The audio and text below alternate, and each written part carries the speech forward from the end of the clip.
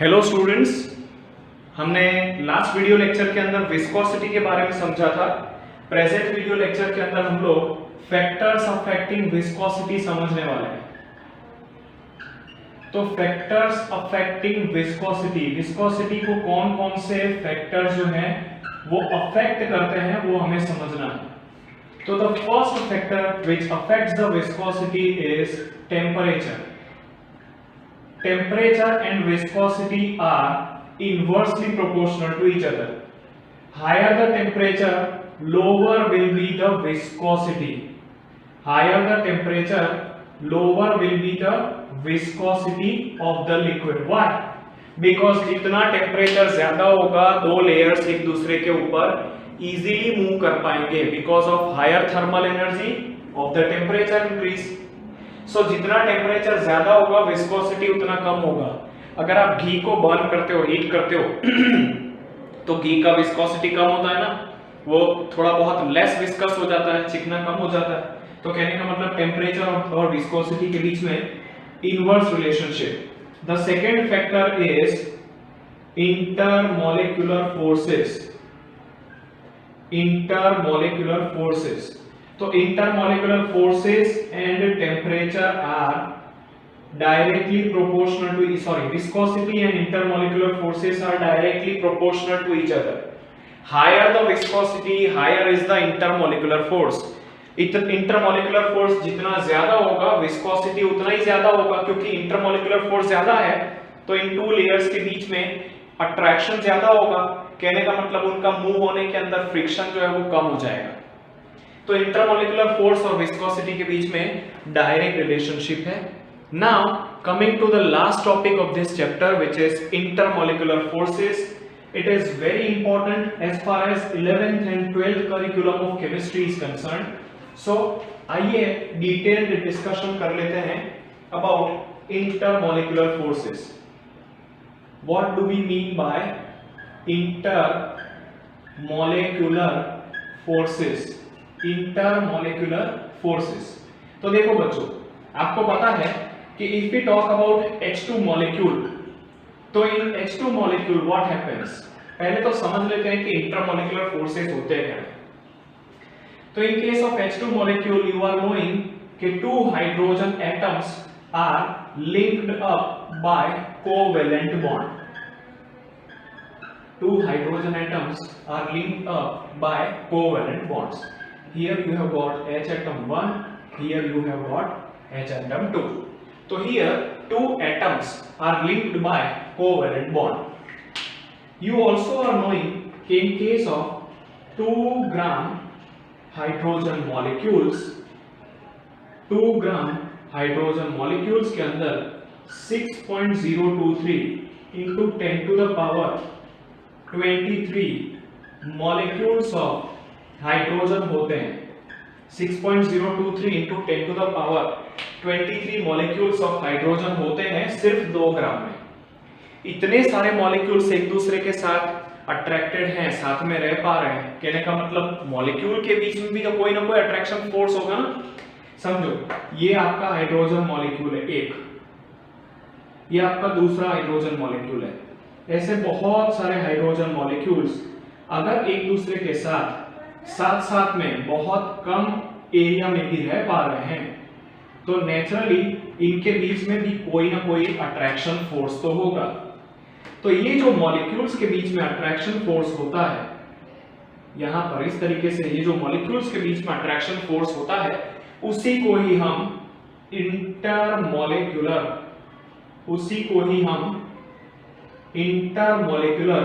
Forces के नाम से जानते हैं। ये मॉलिक्यूल्स के बीच में लगते हैं और इनको इंटरमोलिकुलर फोर्सेस बोला जाता है।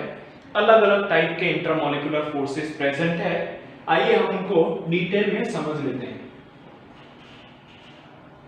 इंटरमोलिकुलर फोर्सेस के टाइप्स हमको समझना है। तो first type of intermolecular force is dipole interaction.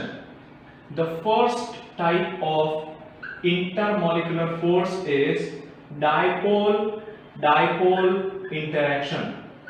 नाम से ही समझ में आ रहा है कि यहां पर जो इंटरेक्शन होगा वो दो डायपोल के अंदर होगा। ये जो इंटरमॉलिक्यूलर फोर्सेस हैं वो ऐसे मॉलिक्यूल्स के बीच में लगते हैं जो पहले से ही परमानेंट डायपोल रखते हैं। कहने का मतलब पोलर मॉलिक्यूल्स के बीच में लगते हैं। जैसे यहां पर अगर हम HCl की बात करें, HCl, तो in case of HCl you are knowing कि यहां पर जो बॉन्ड के इलेक्ट्रॉन्स हैं वो क्लोरीन की तरफ शिफ्टेड रहते हैं, because chlorine is electronegative, more electronegative than hydrogen atom. So यहां पर जो दो बॉन्ड्स के 2 इलेक्ट्रॉन्स थे, यहां पर जो बॉन्ड के 2 इलेक्ट्रॉन्स थे वो इस क्लोरीन की तरफ अट्रैक्टेड रहते हैं। इलेक्ट्रॉन्स क्लोरीन की तरफ अट्रैक्टेड रहते हैं मतलब क्लोरीन के ऊपर डेल माइनस चार्ज आता है। अगर इलेक्ट्रॉन हाइड्रोजन से दूर गए हैं तो उसके ऊपर डेल प्लस चार्ज आता है। यहां पर अगर मैं वाटर मॉलिक्यूल ड्रॉ कर दूं तो वाटर के केस में आपको पता है, आप VACPR पढ़ गए हो कि इसका स्ट्रक्चर बेंड होता है। तो अगेन ऑक्सीजन ज्यादा इलेक्ट्रोनेगेटिव है और हाइड्रोजन जो है उसी रीजन से इलेक्ट्रोपॉजिटिव बनता है। अब क्या होगा, तो इस क्लोरीन के बीच में और इस हाइड्रोजन के बीच में एक वीक अट्रैक्शन फोर्स आएगा, एक वीक अट्रैक्शन फोर्स आएगा। यहां पर आपको ये हाइड्रोजन बॉन्ड जैसा लग सकता है, सॉर्ट ऑफ दिस आल्सो, ठीक है, लेकिन यहां पर ये जो अट्रैक्शन फोर्स है ना वो डायपोल डायपोल है। समझो, इसको मैं प्लस माइनस इस तरीके से डायपोल के फॉर्म में रिप्रेजेंट कर सकता हूं, शायद आपने फिजिक्स में समझा होगा इसको। और यहां पर इसको मैं इस तरीके से लिख सकता हूं, इस तरीके से लिख सकता हूं इसको, प्लस प्लस माइनस। तो यहां पर इन दोनों के बीच में जो अट्रैक्शन फोर्स आएगा बच्चों, that is dipole dipole attraction या डायपोल डायपोल इंटरेक्शन। ये पोलर मॉलिक्यूल एक डायपोल की तरह बिहेव करेगा, ये मॉलिक्यूल अगेन एक पोलर अगेन एक डायपोल की तरह बिहेव करेगा। तो कहने का मतलब dipole dipole interactions, dipole dipole interactions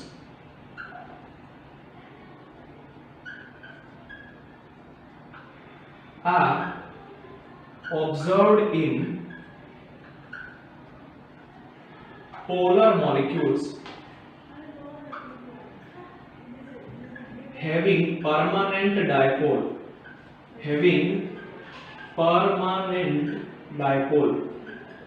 जिनके पास पहले से ही परमानेंट डायपोल होती है उनके बीच में डायपोल डायपोल इंटरेक्शन देखने को मिलता है।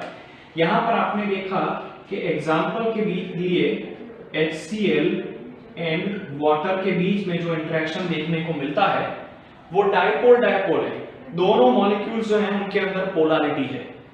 तो ये वाले जो इंटरेक्शंस हैं वो ऐसे मॉलिक्यूल के बीच में देखे जाएंगे जो पहले से ही पोलर हैं और जिनके पास परमानेंट डायपोल प्रेजेंट है, जिनके पास परमानेंट डायपोल प्रेजेंट है। ऐसे मॉलिक्यूल्स के लिए डायपोल डायपोल इंटरेक्शन जो है वो हमें ऑब्जर्व होता है। Another very important type of interaction is dipole induced dipole interaction. Pause the video, take the screenshot. चलिए, dipole induced dipole interaction समझना है, जो सेकेंड टाइप का इंटरेक्शन है। तो देखो यहां पर अगर आप टाइटल को समझने का ट्राई करो तो डायपोल इंड्यूस्ड डायपोल इंटरेक्शन मतलब डायपोल इंड्यूस्ड डायपोल इंटरेक्शन मतलब एक मॉलिक्यूल पहले से ही डायपोल होगा, वो दूसरे के अंदर डायपोल इंड्यूस्ड करेगा, है ना, ऐसे ही मतलब हुआ ना। चलिए समझने का प्रयत्न करते हैं। This interactions are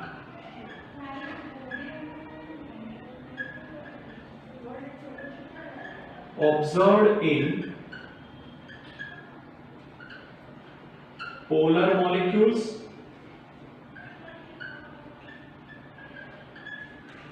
having permanent dipole moment,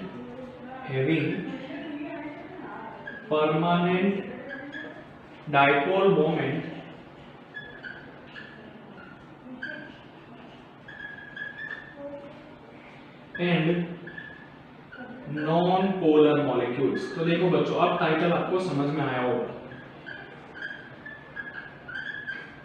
यहां पर डायपोल कौन होगा? तो यहां पर डायपोल जो है वो पोलर मॉलिक्यूल होगा। पोलर मॉलिक्यूल यहां पर डायपोल है। इट इंड्यूसेस डायपोल, तो यहां पर जो नॉन पोलर मॉलिक्यूल है उसके अंदर डायपोल को ये इंड्यूस करेगा। तो here what happens, polar molecule, here polar molecule induces the dipole in non-polar molecule। यहां पर जो polar molecule है वो non-polar molecule के अंदर डायपोल को इंड्यूस करता है। अगर आपको इसको समझना है तो सपोज करो कि ये आपका पोलर मॉलिक्यूल है जो ऑलरेडी एक डायपोल है। ये जो पोलर मॉलिक्यूल है वो ऑलरेडी एक डायपोल है। यहां पर ये इस तरीके से नॉन पोलर मॉलिक्यूल के बीच में डायपोल को इंड्यूस कर देता है। यहां पर आपका ये मॉलिक्यूल जो है वो नॉन पोलर मॉलिक्यूल है।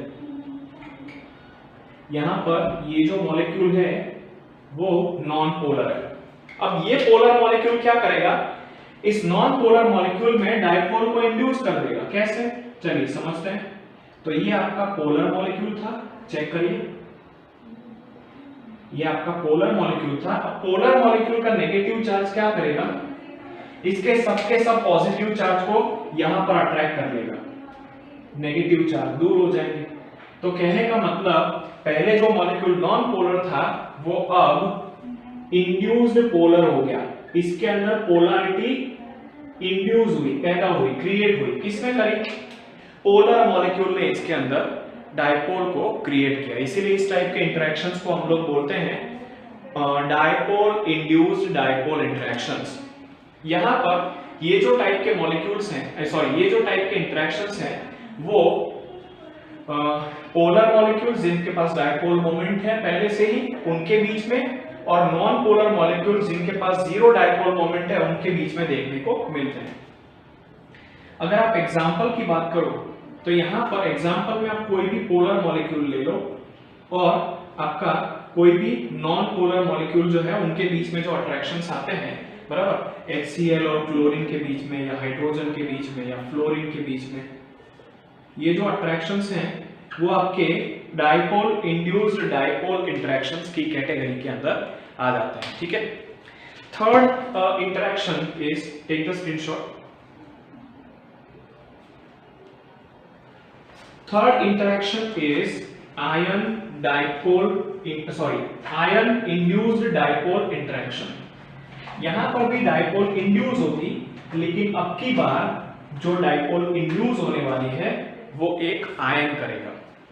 ठीक है, तो आयन इंड्यूस्ड डायपोल इंटरेक्शन किसको बोलते हैं, ये इंटरमॉलिक्यूलर फोर्सेस ऐसे मॉलिक्यूल के बीच में लगते हैं जहां पर आयन जो है, कोई पर्टिकुलर आयन जो है वो नॉन पोलर मॉलिक्यूल के अंदर डायपोल को इंड्यूस करता है। चलिए, ion induced dipole interaction.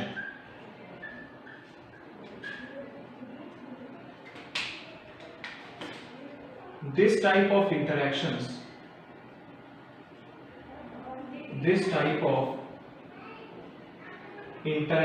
are found in, this type of interactions are found in the molecule having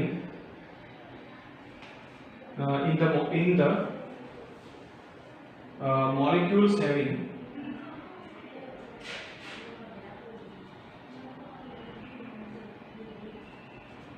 polar molecules इनके पास परमानेंट डायपोल होती है, having permanent dipole and non-polar molecules यहां पर भी पोलर और नॉन पोलर के बीच में ही डायपोल इंटरेक्शंस देखने को मिलते हैं, but the polarity is induced in non-polar molecule के अंदर पोलैरिटी इंड्यूस होती है by the polar molecule, polar ion, actually ion नहीं, वो मॉलिक्यूल नहीं, आयन बोलेंगे।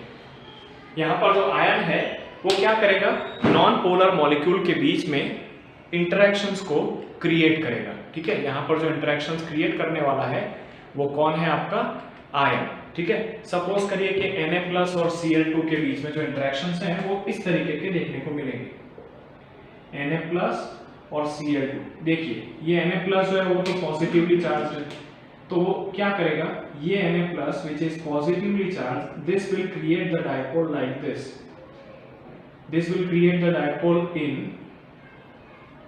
Chlorine molecule. वो किसके अंदर डायपोल क्रिएट करेगा, क्लोरीन मॉलिक्यूल के बीच में। तो यहां पर जो इंटरेक्शंस देखने को मिलेंगे that is ion induced dipole interactions. Another important class of interactions are dispersion forces और London forces.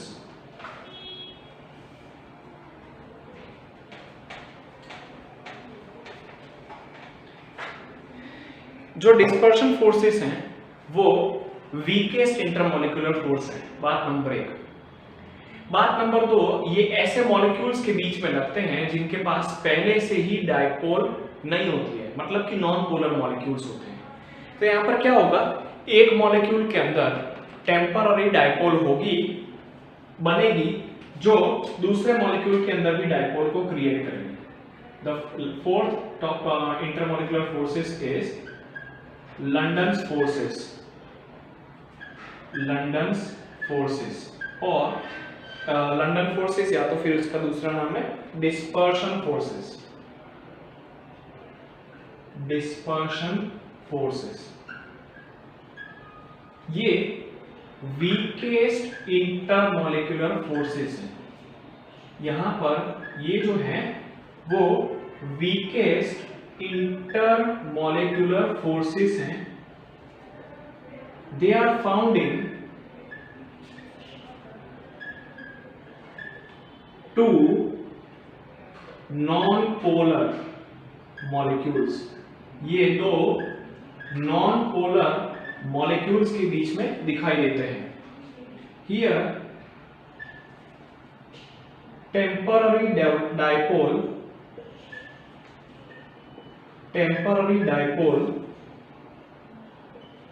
created in one molecule